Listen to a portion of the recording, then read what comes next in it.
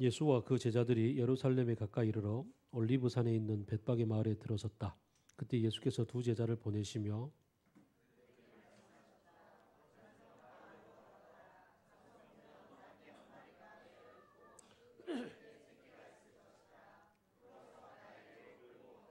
누가 너에게 무슨 말을 하거든 주님께서 쓰려고 하십니다 하고 말하여라. 그러면 곧 내어줄 것이다.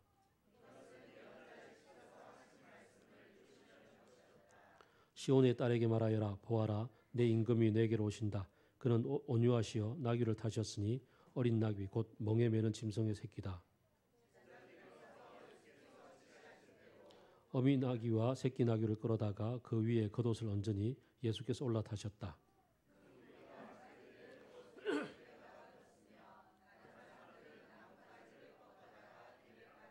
그리고 앞에 서서 가는 무리와 뒤따라오는 무리가 외쳤다. 호산나 다윗의 자손께 복되시다. 주님의 이름으로 오시는 분 더없이 높은 곳에서 호산나.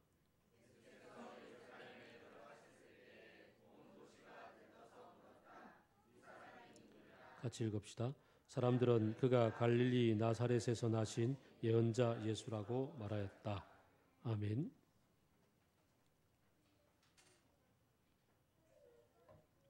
오늘이 절기로 종려주일입니다. 예수님께서 오늘 예루살렘 성으로 들어가시는 장면, 오늘 본문을 읽었던 그대로이죠. 그리고 이제 들어가셨다가 성전 한 바퀴 돌고 또 물러 나오셨다가 그리고 다음 날 가셔서 성전 뒤엎고 청소하시고 그다음에 또 바리새인 대제사장들과 논쟁하시고 또 뭐 여러 가르침도 그렇게 며칠을 보내시다가 이제 금요일 날 물러 나오셔서 그러니까 그 금요일 날 물러 나오셔서 겟세마네 동산에 기도하시고 그러니까 그 전에 성만찬 제정하시고 그리고 겟세마네 기도하시고 잡히셔서 그러니까 목요일 날 잡히셔서 금요일 날 밤에 되기 전에 금요일 날 아침 새벽에 신문을 받으시고 그리고는 금요일 낮 시간 동안 달려 계시다가 오후 3시쯤에 돌아가시고 그리고는 안식일이 되셨고 토요일 안식일을 지나고 나서 그리고 안식 후 첫날 그러니까 토요일 밤부터가 첫날인데 날이 밝자마자 무덤에 여인들이 달려갔더니 예수님이 안 계셨고 이렇게 이제 펼쳐집니다. 그래서 오늘 예루살렘 성으로 들어가시는 장면입니다. 그 예루살렘 성은 산 꼭대기에 있고 그 유대 광야에서 이제 한참 이렇게 올라갑니다. 아주 경사가 심합니다. 그 경사길을 따라 올라가다 보면 야트막한 올라가기 직전에 언덕을 조금 만나는데 거기에 벳박에 베다니 이런 마을이 있고 거기를 지나면 예루살렘 성 다시 올라가게 됩니다. 예루살렘 성은 올라가면 도착하자마자 그 기드론 골짜기를 지나서 약간 내려갔다가 다시 예루살렘 성을 만나고 뭐 이러는 그림이 펼쳐질 텐데요. 여리고성을 지나다가 여리고성 나오면서 눈먼 소경 바디메오의 눈을 뜨게 하시고 그리고 나서는 이제 곧장 올라오셨는데 많은 무리들이 따라 올라갑니다. 많은 무리들이 굉장히 많이 따라 올라가다가 벳박에쯤 이르렀을 때 예수님이 먼저 기드론 골짜기를 따라 사람을 내려 보내면서 먼저 가서 내가 성에 입성하기 위해서 나귀 새끼 한 마리를 끌고 오라 그렇게 얘기를 하시고 그 주인이 묻거든 주께서 쓰시겠다 하라 그렇게 얘기하면 줄 거다. 그래서 나귀 새끼를 타고 올라가는 장면입니다. 들어가시는데 무리들이 그 길가에 종려나무 가지를 쫙 이제 펴서 깔고 그리고 자기 겉옷도 깔고 막 이러죠. 오늘날로 치면 이제 레드 카펫인 거죠. 레드 카펫을 쫙 깔고 그리로 들어갑니다. 뭐 대단한 환호성이 펼쳐지는 거죠. 아마 이렇게 환호를 울리며 들어가는 장면을 이 예루살렘 성을 지키고 있는 로마 군병들과 그리고 시위대장이 본다면 아마 상당히 이렇게 좀 뭔가 불안에 떨게 되겠죠. 아, 이거 밀란이 일어나는 것 같다. 혁명이다.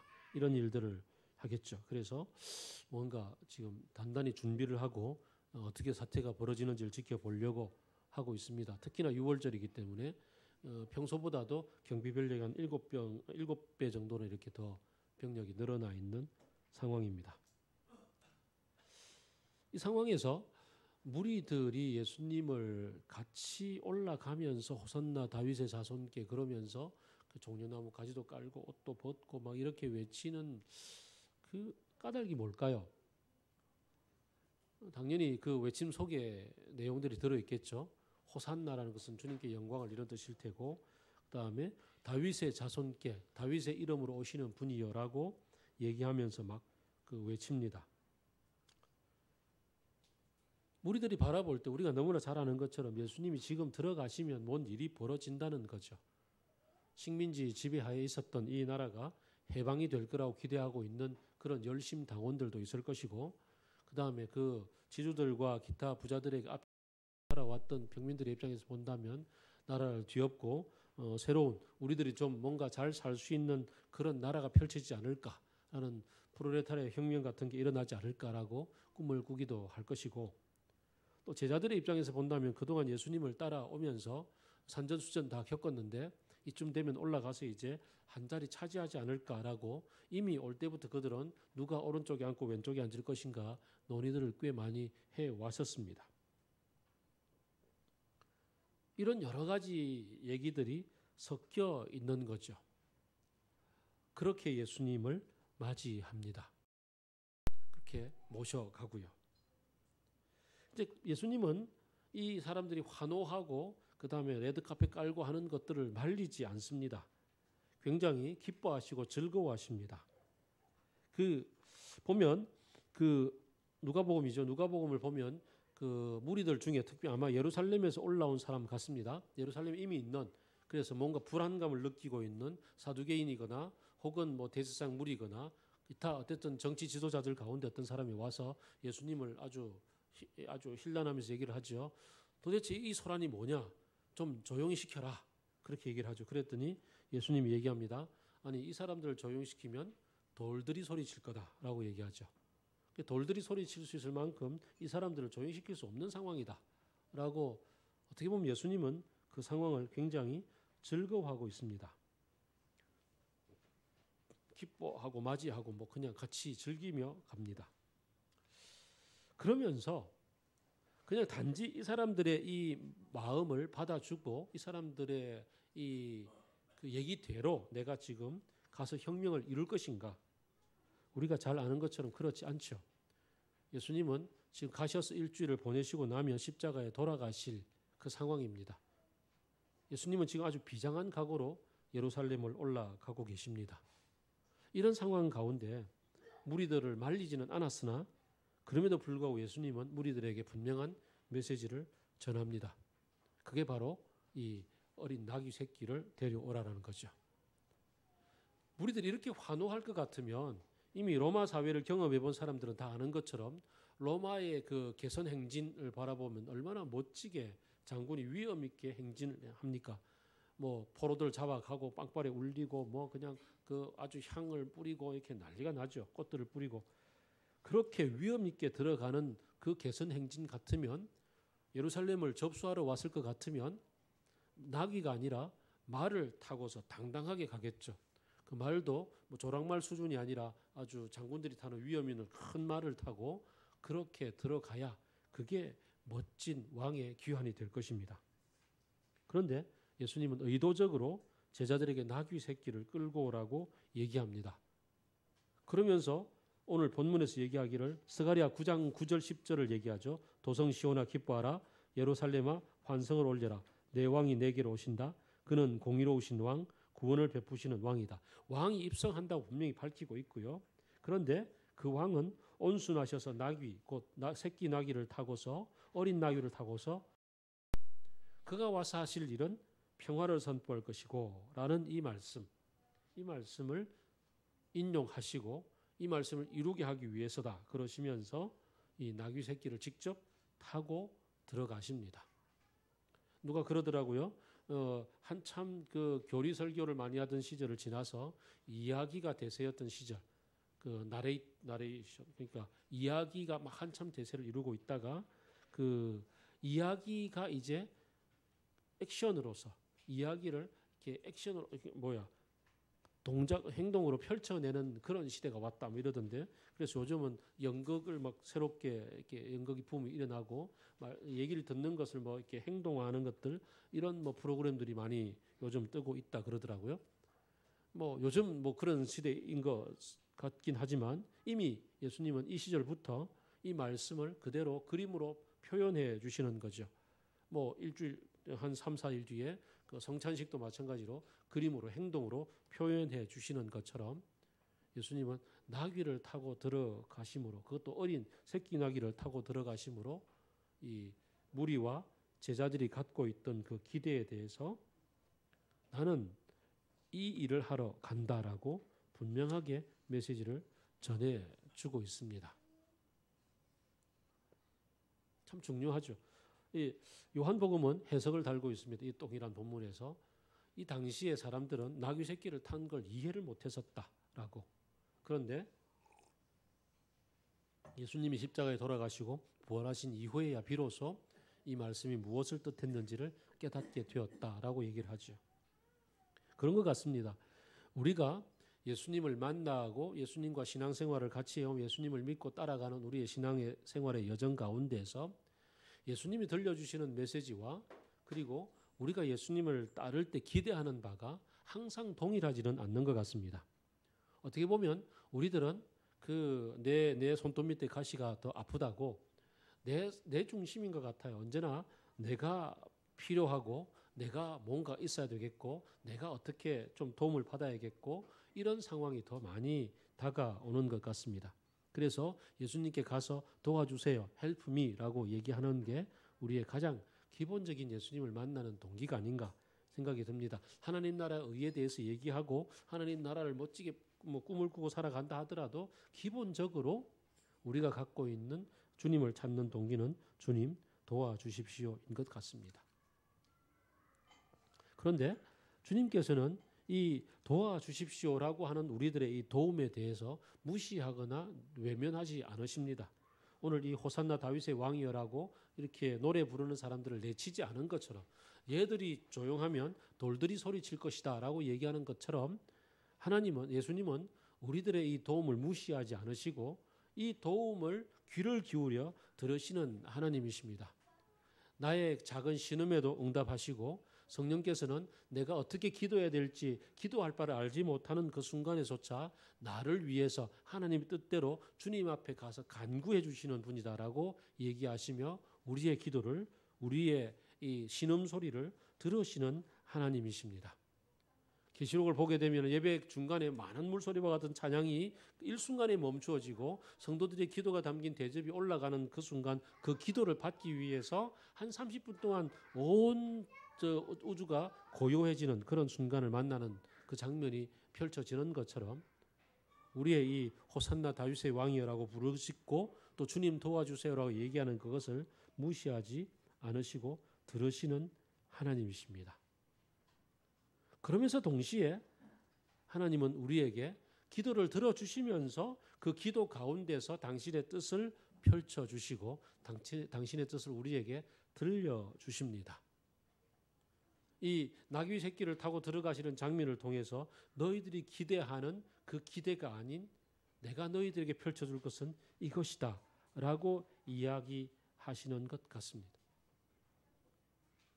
우리가 도와주십시오라고 주님 앞에 가서 기도할 때 기도가 깊어지면 분명 그 기도가 어느 순간의 순간의 그 꼭지점을 다다르게 되면은 그 순간부터 내 마음속에 하나님이 무엇을 원하시는지에 대해서 듣는 귀가 열리게 되는 그런 경험을 기도하면 알게 됩니다. 기도하다 보면 그 순간을 만나게 됩니다. 우리는 거기까지 안 가고 대부분 주여 도와주세요라고 하고서는 가서 또 다른 일을 찾아서 막 하는 통에 주님의 뜻을 아는 순간을 만나고 주님께서 들려주시는 음성을 듣는 순간을 우리가 놓치고 살 때가 많은 것이 문제인 것 같습니다. 다윗은 바세바와 동침한 사건 이후에 그 주님의 책망을 받고서 그 깊이 회개하고 돌이키고 그리고 주님의 용서를 체험하는 기간이 있었습니다. 그러고 나서 이제 이제 한 서너 달 뒤에 애가 태어났잖아요. 요 기간이 동침하고 그리고 애를 가졌다는 것을 통보하기까지 한 2달 정도 기간, 그리고 나서 애를 가졌다는 것을 알고서 우리아를 죽이겠다고, 그리고 없었던 일로 그래서 합법적으로 아내를 맞이하겠다고 수를 쓰던 기간이 한 2달 정도, 넉 달 갔죠. 그리고 나서 나단이 찾아와서 책망하고 회개하는 기간이 아마 한 넉 달 정도 간 것 같아요. 그리고 나서 이제 애가 한 2달 뒤에 태어나죠. 바세바에 애가 태어납니다. 애가 태어났을 때 하나님은 분명히 용서하시면서 애를 데려가겠다고 말씀하셨는데, 다윗은 그 애가 불쌍해서 살려달라고 금식하며 울며 하나님 앞에 매달리기를 이 일주일간을 했단 말이죠. 근데 하나님은 데려가십니다. 데려가시고 나서 다윗은 신하들의 눈빛을 보니까 애가 죽은 것을 알고서 툴툴 털고 일어나서 그냥 일상으로 돌아옵니다. 신하들은 되게 놀라죠. 그때 다윗이 내가 기도함으로 그를 다시 데려올 수 있겠느냐, 하나님께서 하신 일을 받아들인다라고, 그렇게 그전에는 불쌍히 여겨달라고 그냥 나의 눈물과 이 금식을 보시고 불쌍히 여겨달라고 주님께 하소연했던 시간이라면 이제는 받아들이는 시간이라고 그렇게 털고 일어나는 것을 보죠. 우리의 기도가 그렇습니다. 주님 도와주세요라고 처음에 출발하고 나아가지만 어느 순간이 되면 주님이 이 나귀 새끼를 타고 오시는 것처럼 내 상황이나 혹은 내 내면의 어떤 마음의 동기나 기타 모든 걸 움직여 주시면서 내게 당신의 뜻을 보여주시는 것을 깨닫게 됩니다. 그것을 알아차리는 때. 물론 오늘 이 본문처럼 당시에는 제자들이 몰랐고 뒤에 예수님이 부활하시고 승천하신 다음에야 이 사실을 깨닫게 되는 순간도 있습니다. 그 순간은 우리가 몰랐으나 나중에 알게 되는 때도 있겠으나 어쨌든 주님께서 들려주시는 주님의 말씀, 주님의 응답을 들을 수 있기를 바랍니다. 그래서 이 편차가 생긴다는 것, 약간의 편차가 있다는 것, 이것은 앞서거니 뒤서거니 할 문제이지만 결국은 주님께서 무엇을 우리 인생 가운데 펼쳐주실지 들을 수 있다는 사실, 들려주신다는 사실을 좀 분명히 붙잡았으면 좋겠습니다. 한편 지금까지 얘기가 이 무리들의 입장, 제자들의 입장에서 바라본 그러한 이 예루살렘 입성이었다면 이 순간 예수님은 어떤 마음이었을까를 한번 생각해 봅시다. 예수님은 지금 예루살렘 성에 들어가시면 그게 며칠인지는 몰라도 적어도 마지막 때라는 사실은 분명히 알고 계십니다. 그리고 그 마지막은 십자가의 죽음이라는 사실을 알고 계십니다. 그런데 이 죽음을 받아들이고 담담하게, 당당하게 예루살렘 성을 향해서 들어가시는 것일까? 우리가 잘 아는 것처럼 시점을 생각해 본다면 겟세마네 동산의 기도는 이제 목요일 밤에 펼쳐집니다. 지금은 주일, 오늘 시점이고 이제 목요일 날 겟세마네 동산의 기도가 있습니다. 겟세마네 동산의 기도가 무엇이었습니까?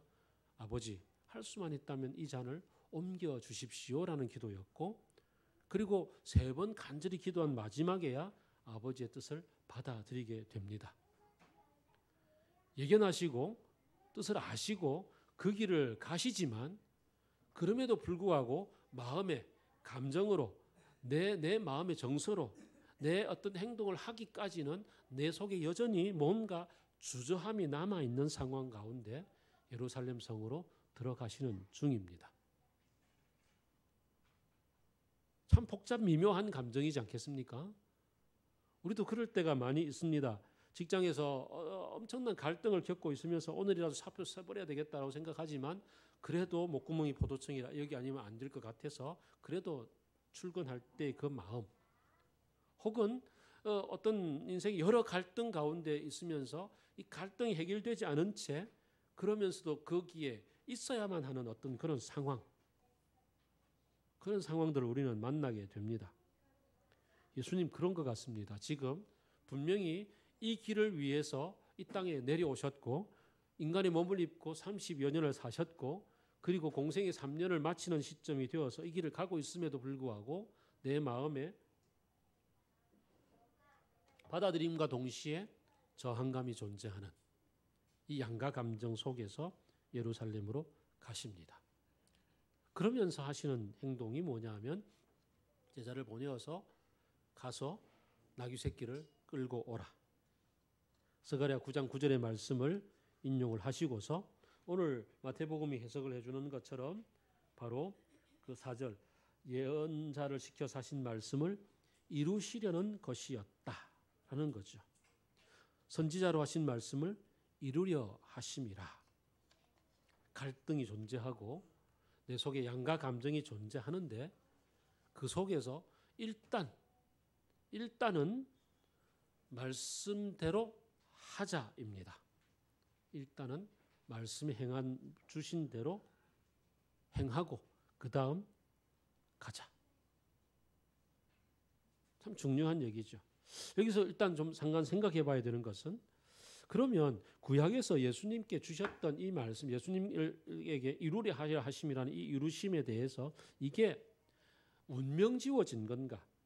예수님의 인생에 운명 지워진 문제인가? 아니면 예수님이 선택할 수 있는 어떤 여지가 있는 것인가? 예수님은 이 땅에 오시는 것부터 운명 지워져서 어쩔 수 없이 오신 것인가? 아니면 예수님 당신이 스스로 선택한 것일까? 메시아로서의 삶은 당연히 예수님 당신이 전인격적으로 우리가 흔히 신학적으로 쓰는 말로 자유의지를 가지고서 선택하시고 결정하신 문제라는 거죠. 예수님의 공생의 기간 동안에 복음서를 보면 동일한 얘기들이 계속 반복됩니다. 누가복음 4장 보면 이사야의 말씀을 인용하시고 나서 이 말씀이 오늘날 너에게 이루어졌다라거나 변호산 이후에 예루살렘을 향해 가시면서 인자에 대한 예언된 고난과 죽음에 대해 선지자에게 기록된 모든 것이 인자에게 이루어지리라 라고 말씀을 하시거나 가룟 유다를 바라보면서 이 떡을 먹는 자가 내게 발꿈치를 들었다는 말씀이 이루어지게 하려 함이다라는 것이거나 또 요한복음 15장 보면 나를 미워하는 자는 아버지를 미워한 자로다. 이는 저희의 율법에 기록된 바 연고 없이 나를 미워했다는 말이 이루어지게 하려 함이다라든가 뭐 등등등 십자가에 돌아가시면서 마지막에 목이 마르다라고 하신 것을 요한복음은 얘기하기를 이후에 예수께서 모든 일이 이미 이룬 줄 아시고 성경이 이루어지게 하기 위하여 가라사대 내가 목이 마르다라고 이야기하셨다든가 보면 구약에 있는 모든 메시아에 대한 예언의 말씀들을 예수님이 직접 이루게 하려 함이다라는 의지를 가지고 이루시는 듯한 이 의미의 표현들이 지속되고 있습니다. 예수님은 당신이 이 땅에 오시는 것부터 시작해서 이 땅에서 사역하시는 모든 것들에 대해서 당신이 하나님이 의도하고 계시는 뜻, 하나님께서 이렇게 펼쳐질 것이다라고 이미 말씀하셨던 그 얘기들을 하나하나 스스로 붙잡고서 그 길을 이루어가고 계시는 중인 거죠.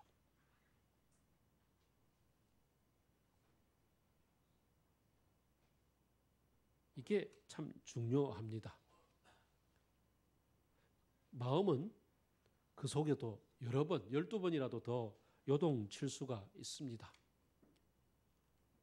예수님이 맨 처음에 40일 동안 금식하시며 하나님의 뜻을 받아들이고 공생을 시작할 때 굶주렸던 그 상황 속에서 사탄이 찾아와서 그를 유혹하며 3번이나 여러 가지 각도로 유혹했던 것처럼 또 중간에 사역하는 중에 사람들이 그를 왕으로 세우기 위해서 왕으로 옹립하기 위해서 막 무리가 몰려와서 이제 당신밖에 없습니다라고 이렇게 얘기하고 있는 것처럼 그렇게 여러 상황들 가운데서 예수님을 흔들어 놓았던 상황도 있었습니다.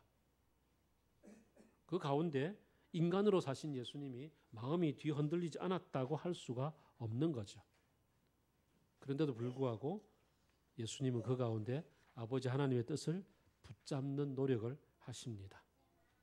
사탄의 시험 앞에서는 성경 말씀을 인용하시면서 이 말씀이 이렇다라고 얘기하면서 말씀 가운데서 자신의 뜻을 펼쳐주셨고 왕사무리에 갈 때는 홀로 떠나서 예수님은 하나님께 기도함으로 해서 아버지의 뜻을 다시 확인하는 그런 시간을 가졌습니다. 우리가 살아가면서 예수님처럼 이렇게 그 감정이 요동치는 여러 가지 일들을 만나게 됩니다.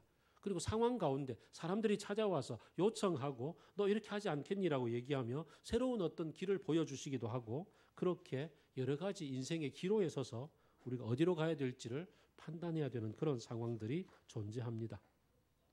그럴 때 마치 어떤 잘못된 견해들은 예정되어 있다, 운명 지워져 있다, 뭐 이 사람과 결혼하는 것이 운명 지워져 있다라고 얘기하는 것처럼 예정론을 착각하는 경우들이 종종 있습니다. 그것은 아니란 얘기죠. 그렇다면 두 번째, 내가 선택할 수 있는 일들입니다. 그럼 어떻게 선택할까? 갈등의 상황 가운데서 여러 가지 길들이 펼쳐져 있을 때, 그럴 때 나는 어떻게 판단하고 어떤 길로 갈까? 감정은 복잡하게 움직입니다만은 그 가운데 가장 중요한 것은 평소에 묵상하고 훈련해왔던 말씀 위에 서는 것입니다.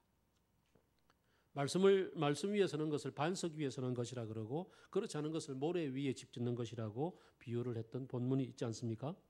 그래서 말씀의 반석 위에 서 있는 것이 매우 중요합니다. 평소에 말씀을 꾸준히 이렇게 쌓아온 게 중요한 거죠. 큐티 나눔 훈련이 그래서 중요합니다. 큐티 묵상의 훈련이 그래서 중요합니다. 꾸준히 저의 나눔이라도 듣기라도 하십시오. 놓치지 말고. 그게 얼마나 중요한지 모릅니다. 요즘 저희 둘째가 영국에 가더니 아빠의 애청자가 됐습니다. 그래서 평소 학교에 있을 때는 잘 놓치고 막 이러더니 요즘은 왜 아빠 안 올려? 그러고 그렇게 카톡 오고 막 그럽니다. 꾸준히 듣는 것이 쌓이면 말씀의 훈련이 되어져서 반석이 든든해지겠죠. 그 위에서 내게 주어진 도전들, 내 움직이는 감정들을 평가해 보게 됩니다. 사람들은 많은 경우에 감정이 급 다운되거나 혹은 멘붕이라 그러죠. 멘붕 상황이 왔을 때 급작스럽게 큰 결정들을 많이 하기가 쉽습니다. 그럴 때 다 때려치운다든지 헤어진다든지 뭐 새로운 데 가버린다든지 교회를 옮겨버린다든지 기타 이런 일들을 많이 합니다. 평화가 깨떨어진 상황 가운데서 급작스럽게 결정할 때 누구와 의논하지도 않고 내질러 놓고부터 보는 일들일 때 이럴 때는 거의 99%는 사탄의 유혹 앞에 넘어갈 때가 많습니다. 사탄이 그렇게 내지르게 됩니다. 예수님이 광야의 시험도 그랬습니다. 그가 홀로 있을 때 은밀하게 찾아와서 너와 나밖에 없지 않니? 네가 나에게 절하는 것 아무도 안 본다. 나에게 절하면 내가 다 넘겨줄게라고 이야기하면서 찾아와서 유혹합니다. 멘붕이라는 것은 내면 속에 평소에 하나님과의 말씀 가운데 찾아왔던 주님 주신 참된 평화가 흔들리고 있을 때입니다. 이럴 때 급작스럽게 결정하지 말기를 바랍니다. 이럴 때 해야 될 일은 평소 말씀대로 꾸준히 거기에 가는 겁니다. 예수님도 지금 예루살렘 가시면서 그냥 스가랴의 말씀을 인용하시면서 나귀새끼 타고 예루살렘 성 들어가시는 겁니다. 그리고는 기도하시며 결단하는 순간을 만나게 되는 거죠. 왔던 길을 놓치지 않고 갑니다. 그리고 나서 내 마음의 움직임들에 대해서 주님 앞에 틀어놓고 얘기하는 거죠. 저 할 수만 있다면 옮겨주시면 안 될까요? 라고. 저는 지금 이렇게 요동치고 있습니다라고 내 마음을 알아차리고 내 마음을 주님께 틀어놓고 기도하고 뜻과 연결해보고 또 그렇게도 안 되면 이제 이렇게 선배들에게 이렇게 물어도 보고 급작스럽게 결정해서 급작스럽게 아무도 모르게 저지르는 일들 가운데 거의 99%가 실패한다는 것을 기억합시다.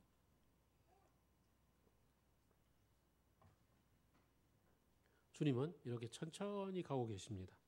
꾸준하게 해왔던 일을 놓치지 않고 말씀의 근거에서 이루어가고 있습니다.